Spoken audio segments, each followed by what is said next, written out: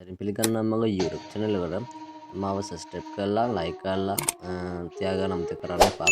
ඔයාලගේ දැන් අපි වීඩියෝ එකක් යනවා.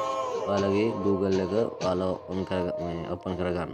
open කරගත්තට පස්සේ ඔයාලගේ මෙන්න මේ software එක download කරගන්න ඕනේ.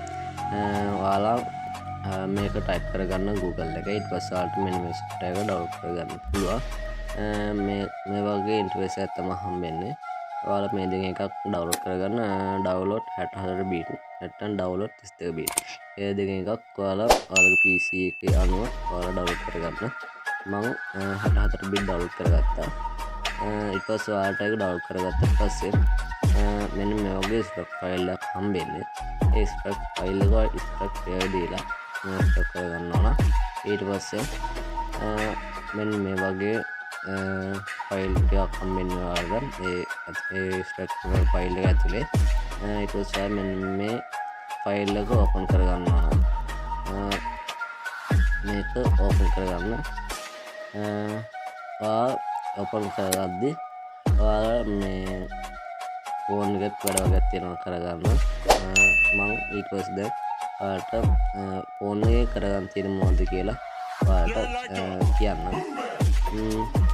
මේ විදිහට තමයි ඔයාලට ෆෝන් එක මිර කරපින් ගන්න හම්බෙන්නේ. හරි, එහෙනම් අපි යමු ෆෝන් එකේ කරන් තියෙන දේවල් කරන්න. හරි යාළුවනේ, ඔන්න ෆෝන් එකේ කරගන්න තියෙන මේ ටික දේවල්. ඔය සෙටින් වලට යන්න. සෙටින් වලට ගියාට පස්සේ ඔයාලට යටින් හම්බෙනවා about phone.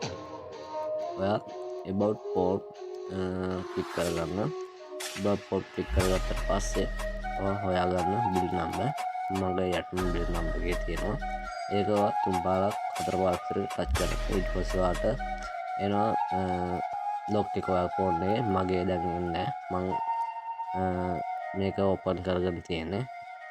ඊට පස්සේ යන්න මේ උඩ තියෙන සිස්ටම් වලට ඊට පස්සේ ඔයාලට වෙනවා අල්ටෙන් එකක් ඇවිල්ලා තියෙනවා ඩෙලිවරි ඔප්ෂන් කියලා. ඒ ඩෙලිවරි ඔප්ෂන් ඕපන් කරගන්න. ඊට පස්සේ පල්ලහට ගිහිල්ලා USB කියලා තියෙනවා. මේක ටික් එක දාගන්න. ටික් එක දාගත්තට පස්සේ තමයි ඔයාලගේ PC එකට ගහගත්තාම USB කේබල් එක ඔයාලට ෆෝන් එක මිරර් කරගන්න පුළුවන් වෙන්නේ.